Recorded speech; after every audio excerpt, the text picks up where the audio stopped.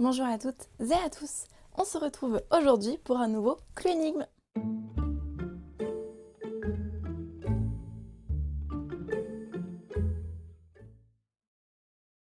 Tout d'abord, merci beaucoup pour vos retours sur la première vidéo Clue Énigme. J'ai vu qu'elle vous avait beaucoup plu, donc j'en suis ravie et j'espère que celle-ci vous plaira tout autant. Voici le contexte de ce Clue Énigme. J'ai laissé à ma fille un coffre contenant son cadeau d'anniversaire. Pour qu'elle trouve le code secret du cadenas qui scelle le coffre, je lui ai laissé une lettre contenant des indices. Malgré ça, elle a beaucoup de difficultés à trouver le code. Voudrais-tu l'aider? Et voici donc la lettre que le papa a laissée à sa fille. Ma fille, le code secret que tu cherches contient 4 chiffres. Voilà un indice pour chaque chiffre. Si 5 est représenté par E, alors l'un des chiffres est représenté par B. Le reste de la division euclidienne de 424 672 par 3. Si je lui ajoute 1, que je multiplie le tout par 3 et que j'enlève à ce résultat 4, alors je trouve 8. Un nombre premier qui divise à la fois 30 et 385. Maintenant, range ces chiffres dans l'ordre décroissant et tu auras trouvé le code secret. Je te laisse mettre pause pour réfléchir à cette énigme et on se retrouve pour les révélations.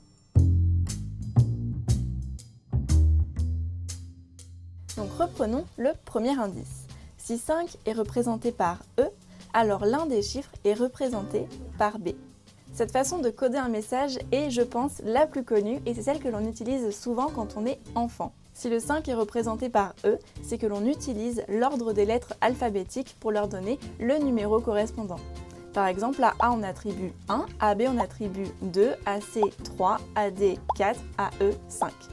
Finalement, on constate que c'est le 2 qui code le B. Donc le chiffre que l'on cherche est 2. C'est parti pour le deuxième indice. Le reste de la division euclidienne de 424 672 par 3. Petit rappel pour cette énigme, un multiple de 3 est un nombre dont la somme de tous les chiffres est elle-même un multiple de 3. Testons par exemple avec 48. 48 est au-delà de 30 et comme on connaît la table de 3 jusqu'à 30, ça peut être difficile pour certaines personnes de se rendre compte si 48 est oui ou non un multiple de 3. Donc pas de panique, nous faisons 4 plus 8. 4 plus 8 ça nous donne 12 et 12 est bien dans la table de 3. Effectivement c'est 3 fois 4. Donc 48 est lui-même un multiple de 3. Et si on fait ça avec des nombres très grands, on peut encore prendre la somme de tous les chiffres de la somme que l'on a trouvée. Par exemple là nous avons trouvé 12. Si vous n'êtes pas sûr que 12 est un multiple de 3 ou pas, 1 plus 2 est égal à 3. Bon ben forcément 3 est un multiple de lui-même, c'est 3 fois 1. Place maintenant à la résolution de l'énigme. Alors, tout d'abord, nous allons vérifier si 424 672 est oui ou non un multiple de 3. Donc, pour ce faire, on va additionner tous les chiffres de ce nombre. Donc, on fait 4 plus 2 plus 4 plus 6 plus 7 plus 2. Et en faisant ça, on trouve 25. 25 n'est pas un multiple de 3.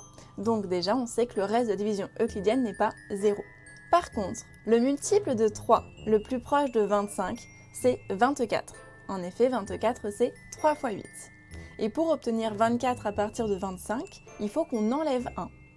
Ça veut dire que le multiple de 3 le plus proche de 424 672, c'est 424 671. Et à ce moment-là, en faisant la somme des chiffres, on va trouver 24. Comme 424 672 peut s'écrire sous la forme d'un multiple de 3 plus 1, alors le reste de la division euclidienne par 3 est 1. Le chiffre que nous cherchons est donc le 1. Indice suivant. Si je lui ajoute 1, que je multiplie le tout par 3 et que j'enlève à ce résultat 4, alors je trouve 8.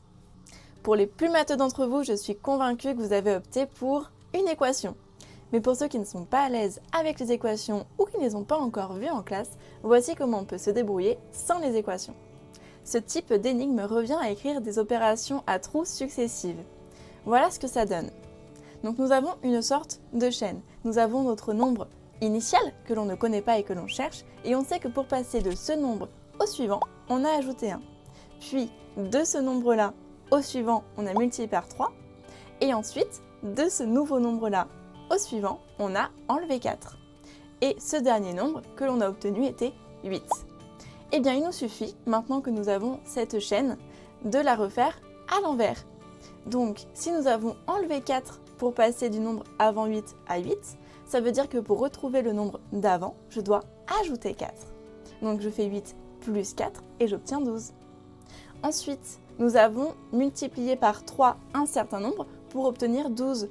Pour retomber sur nos pattes, il nous faut donc diviser par 3. Et on obtient alors 4.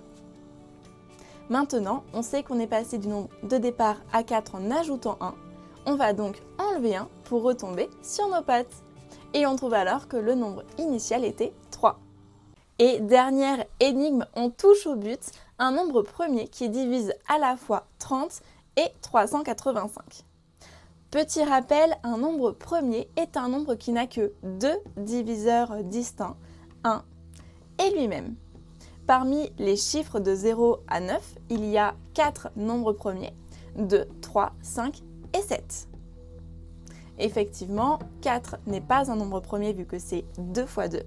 6 n'est pas un nombre premier parce que c'est 2 fois 3. 8 n'est pas un nombre premier vu que c'est 4 fois 2. Et 9 n'est pas un nombre premier parce que c'est 3 fois 3. Nous devons donc choisir parmi ces 4 chiffres lequel divise à la fois 30 et 385. Tout d'abord, on sait que 7 ne divise pas 30. Effectivement, on connaît notre table de 7 jusqu'à 70 et 30 n'en fait pas partie. Donc 7 ne divise pas 30, donc on sait déjà que ce n'est pas le 7. Ensuite, on sait aussi que 2 ne divise pas 385. 385 ne finit pas par un chiffre pair, donc c'est-à-dire par 0, 2, 4, 6 ou 8. Donc ce n'est pas un nombre pair, ce n'est pas un multiple de 2. Donc le chiffre que l'on cherche n'est pas 2. Ensuite, 3 ne divise pas 385. Vous savez maintenant comment reconnaître un multiple de 3. Il faut additionner tous les chiffres et vérifier si cette somme est elle-même un multiple de 3 ou pas. Ici, si l'on fait 3 plus 8 plus 5, on trouve 16, qui n'est pas un multiple de 3, et donc ce n'est pas 3 le chiffre que l'on cherche. Donc le chiffre que l'on cherche est finalement 5. Donc nous pouvons le vérifier, 5 divise bien 30 et 385, vu qu'ils finissent par 0 ou 5. C'était assez évident, mais c'est toujours bien de vérifier que les autres ne puissent pas non plus être solution. Nous avons donc trouvé tous les chiffres compris dans notre code secret 2, 1, 3 et 5. Et la dernière information qui nous était donnée était que ces chiffres doivent être rangés dans l'ordre décroissant. On part donc du plus grand au plus petit et on obtient 5, 3, 2 et 1. Le code secret est donc 5321. Alors, avais-tu trouvé le code secret ? Si tu as aimé cette vidéo, n'hésite pas à le mettre en commentaire. Encore une fois, merci beaucoup pour vos retours sur la première vidéo. Je ne m'attendais pas à ce qu'elle vous plaise autant. J'espère que celle-ci vous aura diverti de la même manière. Et je vous dis à très bientôt pour un nouveau Clonigme.